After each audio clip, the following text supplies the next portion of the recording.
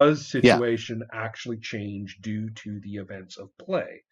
One thing that I'm actually addressing in some of the design work I'm doing for classes right now is in how many role playing games is that obligatory? Is that systemic for, say, a game master? Could That you they could you name yeah that could you they name a good actually have to, example? well, perhaps, but I'm just asking because whether it happens at all. I think it's actually quite rare that the game master is handed circumstances through play that are that they consider binding. Would like the Mountain Witch be an example? Well, no, the Mountain Witch doesn't have Really? enough Okay. change on a situation for that to happen. Okay, so I'm not quite getting the. Could you we do like a couple of examples of Yeah, so we've got in the case I've of got the right, okay. in the case of Sorcerer, and if it's actually Okay. being played, Right. as opposed to some god awful thing that people do at some table somewhere. Um, Present company not accepted. But if we take a look at Sorcerer, and let's say through a series of episodes or sessions, we end up with what amounts to, I don't know, a TV miniseries, like or a short novel, and we end up with that because kickers have been resolved. Okay. Right now, should we continue to play, the players can rewrite all of the descriptors for their characters, and which can be sometimes very substantial. And they will write new kickers. And one of the things that we may see is that they may have very different cover descriptors now. Before, this guy was a struggling blogger. Now he's a tycoon, right? And so Hmm. what I'm saying is that given the events of play, the players have done something very, very different on their character sheets. The GM is now handed a bunch of very hard constraints for what they can and cannot prep, including the new diagrams, which are always being done. They should be done every session anyway, but at this stage, the diagrams basically get completely blowtorched and done from scratch pretty much. And so the game master now effectively has to go into a whole different kind of preparation, being handed an enormous amount of material that they didn't make up, Gotcha. that it's not up to them. That Okay. and even in a game that doesn't have mechanics like the sorcerer diagrams and kickers and stuff, even in a game that doesn't have mechanics, you can say the game master, the person playing might say, after we've played a substantial amount, I am not free. I am not free. I am bound by what has happened. I am bound by the changes that have occurred. I am to prep and to play as a game master, making up whatever backstory I want. I've still got all that freedom, but I am constrained by what has occurred. Okay. And truly constrained. I mean, just like a player character, or like a player is constrained by the rules for character creation, I am constrained by the rules of preparation because of what has happened. Hmm. And so that's what I'm not saying that the rules for this always have to be so freaking rock solid. What I am saying is I'm interested in play where the situation does change like that. So I'm not talking about your specific design. What I'm asking Right. is, as you see it through play, what changes that substantially so that it operates as a true constraint and causal factor for what gets prepared next? What would it look like? What is the change? Can you give me this opening circumstances of, say we make up characters, a bunch of people make up Right. characters. You're the game master, which I presume there's a game master. Correct me if I'm wrong. Yes. Okay, and so preparation occurs. We play opening situation. First time we're sitting down, what does it look like? And let's say we all get So your game perfectly. We all get it perfectly. We love it. okay. So one example, and this was like an initial, this is one of the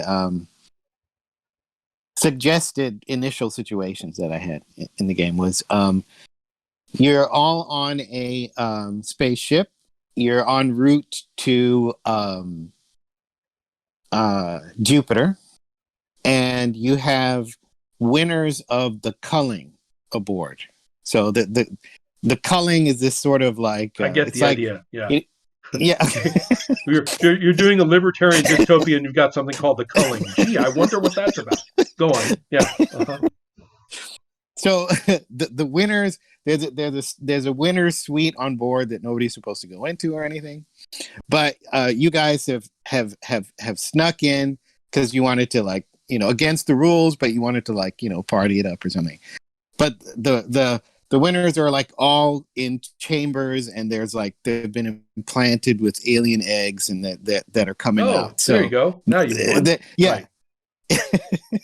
So and so then your players are all realizing at this moment that a lot of the propaganda that you've been told is false. So you've Right. come to a horrible realization of the truth, and now Plus body what are you horror going to do? everywhere. And one of them is somebody's Yeah, going to be dumb enough to open a pod or whatever. yeah, Right. of course, right, yeah. So we've got all this. Hmm. Now, we play through the whole damn thing. Right.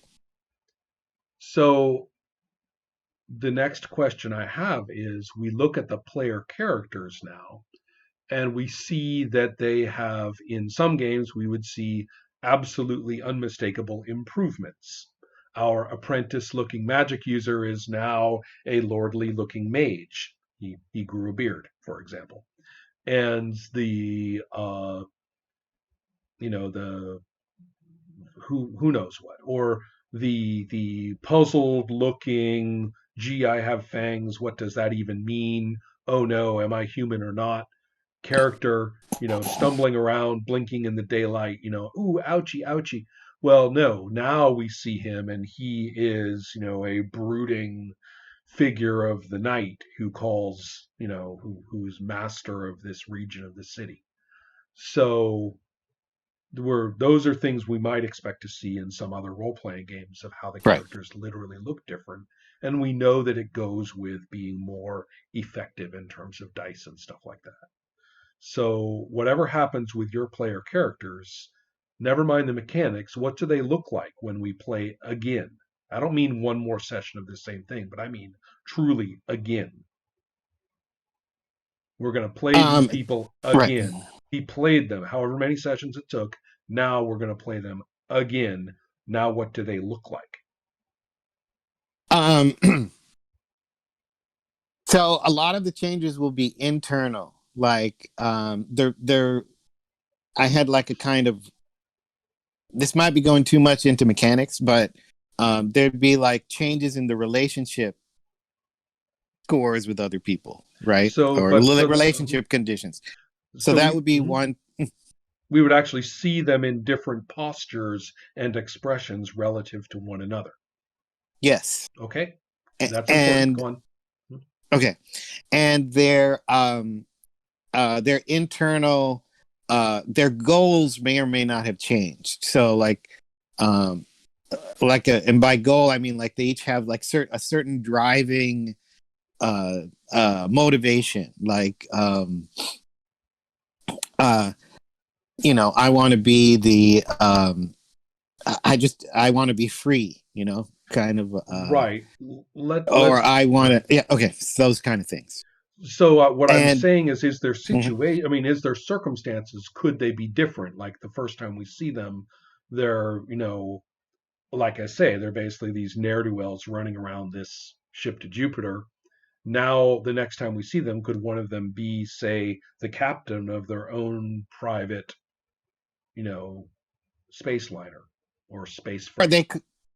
or they could be all rebels. They'll have mutinied, and Right. you But know they'll that be kind of they thing. could be on a different ship. They could be They could wearing be, different clothes. They could be right. in either much richer or much poorer or something like that. Okay, Mhm. so that's them. What about for lack of a better word, the the nature of whatever antagonists they may face, whether they are law enforcement authorities or whether they are, you know, psychotic space pirates or whatever it is that they run into, that is antagonistic, or maybe it's the human corporation that manages the alien egg implantation process or something, Hmm. whatever that chief exec is who made it their business to try and keep our heroes from revealing this or whatever it is. Are those characters now changed?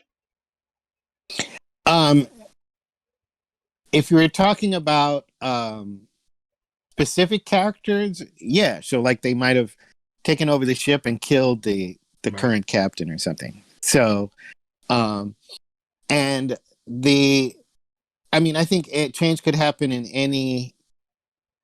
It's all possible depending Right. upon the player's choices and Okay, that's an the important point. outcome, It's right? not always Okay. possible. So, and you're saying here it Oh, is, I right? would. Yeah, that I would like it to be. Right. Yes. Mhm. So then we can do what I talk about in Circle of Hands and look at what we call the backdrop, and that we can think of as the sort of generalized setting, much of which the characters do not actually come into contact with, right? But they don't, Okay. right? That's so the backdrop, the whole thing that our Right. situation is just like a piece of, but it's a distinctive piece because we can touch it, we can do Okay. things to it. Can't do Right. that to the backdrop. The backdrop's just way back there. So typically when we think of a new situation, we're saying, okay, we're going to fade forward a piece of backdrop and turn it into touchable situation. You know, last time you were on route to Jupiter, this time you're all on a resort on Earth, right? Before that, it Okay. wasn't touchable. Now it is. So what I'm saying here is that larger backdrop is that potentially change so that when we come back to play, the entire backdrop is a little different, or not? Are we Well, just going to keep that the way it is? Usually that's kept what the way it is in most play, and that's fine. um so for example in Circle of Hands, the backdrop would be the um is it the prince or the king and how he set up the circle Well, uh yes, although he or didn't set so up that the circle, but that's only part of it. I Mhm. mean, it would just be basically the Crescent Lands as a whole and whatever the magical world Okay. is, and by extension, stuff that we don't even see, which is the world that it belongs to, Right. and the whatever else is happening around in cultural terms that we don't actually touch. And it is Right. distinctive from a lot of games in that this does include characters that we presume the knights do interact with, like the king, Okay. because we don't do that. So it is part of the backdrop, which is unusual. Right. And so in Circle of Hands, that stuff, the players are not really going to be able to influence that. That's sort of There is like a method uh, in play, which is the tripwires or their failure to be tripped, whether they're tripped or not, that does have that impact. But it is not through the direct. It's not as one to one as solve the mystery of this village, and then the kings shall be elevated, and the culture shall be. You'll get points toward the unification of the kingdom, right, and stuff like that. It's not like that at all. right. So there is um, a deliberately non-manipulable connection between what happens in situations and what happens in the long run in the setting, but not that the player characters will ever see. We're talking about what happens, down the decades, how it's talked about later. Hmm.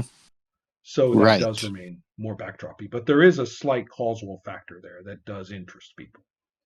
Hmm. Um, so, for example, if we were playing the Mutant Chronicle games that I did a video about a little while ago, there's nothing in there that says anything about the entire backdrop could ever be changed by a player character.